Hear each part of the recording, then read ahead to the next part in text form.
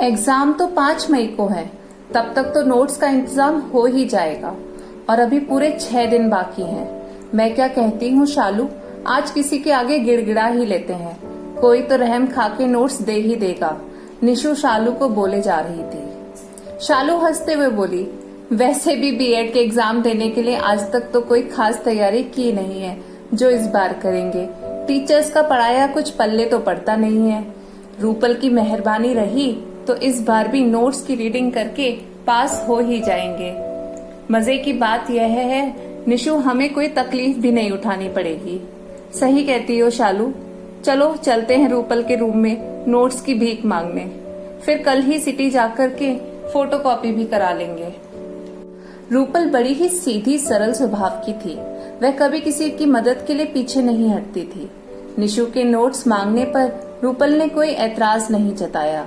रूपल से नोट्स लेकर निशु और शालू सिटी जाने के लिए कॉलेज के मेन गेट पर पहुंचे और 10 नंबर की बस में बैठ गए। बस खचाखच भरी हुई थी। कंडक्टर ने शालू को बस में पीछे की तरफ जाने का इशारा किया। निशु भी शालू के साथ साथ पीछे वाली सीट की ओर बढ़ती चली गई। उसी बस में दाहिने हाथ पर दोनों की एक सीनियर बैठी थी और उनके साथ में एक सीनियर भैया भी थे। शालू ने निशु को आंखों ही आंखों में इशारा किया।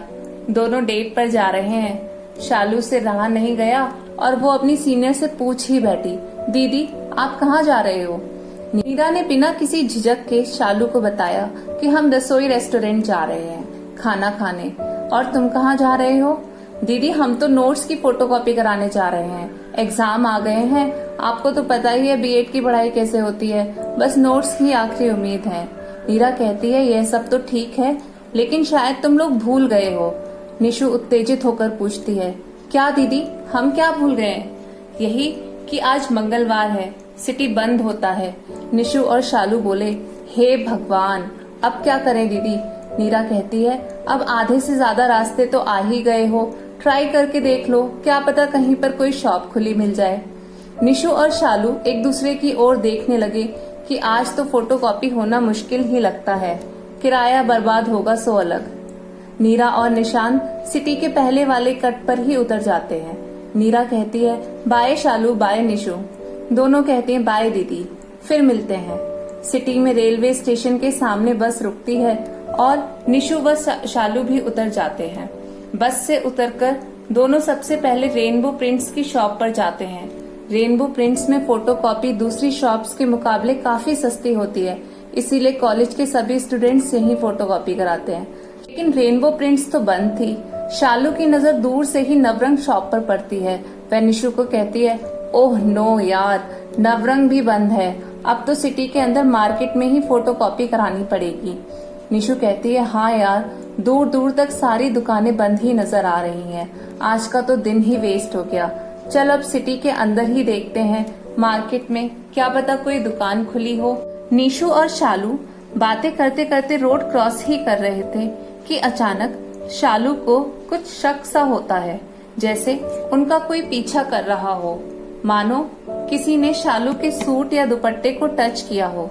शालू पीछे मुड़ के देखती है तो उसे बस भीड़ में भरी रोड नजर आती है। शालू को समझ नहीं आया कि कौन था। बस यही सोचते हुए वह निशु के साथ आगे बढ़ती है तो फिर उसे महसूस होता है कि कोई उनका पीछा कर रहा है। शालू यह बात निशु को कहती है, कुछ तो गड़बड़ है, मेरा सिक्स सेंस बोल रहा है, तू बस चुपचाप चलती रहे मेरा हाथ पकड़कर और धीरे से मुड़कर देखना कि कौन है जो पीछा कर रहा है।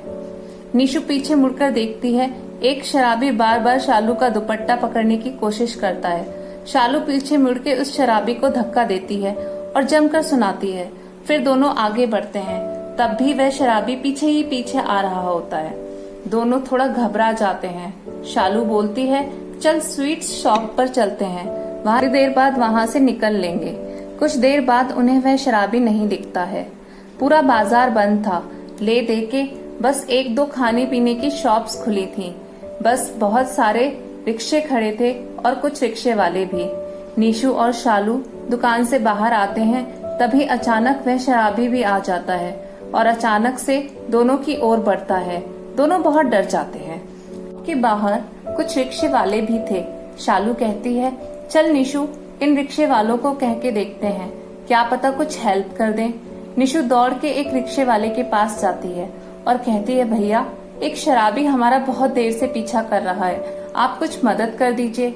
रिक्शे वाला कहता है, आप घबराइए नहीं, आपको जहाँ जाना है वहाँ जाइए, हम इसे देख लेंगे।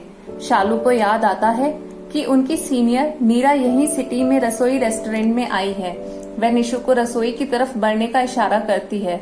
दोनों बिना पीछे मुड़े आगे बढ़ने लगे और जैसे ही रसोई के मेन गेट पर पहुंचते हैं तब पीछे मुड़ के देखा तो शराबी पीछे ही होता है, लेकिन सारे रिक्शे वाले आकर उसको पकड़ लेते हैं, उसके चाटे भी लगाते हैं और वहां से जाने को कहते हैं। दोनों जल्दी से रसोई के अंदर जाते हैं और सारा किस्सा नीरा और निशांत को बताते हैं। नीरा और निशांत रेस्टोरेंट से निकलकर सिटी के पास वाले स्टेशन में उस शराबी की रिपोर्ट कराते हैं और निशु व शालू को साथ में हॉस्टल चलने को कहते हैं। पुलिस आकर उस शराबी को थाने ले जाती है, तब जाकर के कहीं इस मुसीबत से छुटकारा मिलता है। निशांत कहता है, कल किसी जूनियर को भेजकर नोट्स की फोटोकॉपी करवा दूंगा और इस तरह इस मुसीबत से छुटकारा मिलता है। फ्रेंड्स, अगर आपको मेरी यह स्टोरी पसंद आई हो तो लाइक, कमेंट, शेयर, सब्सक्राइब जरूर करें।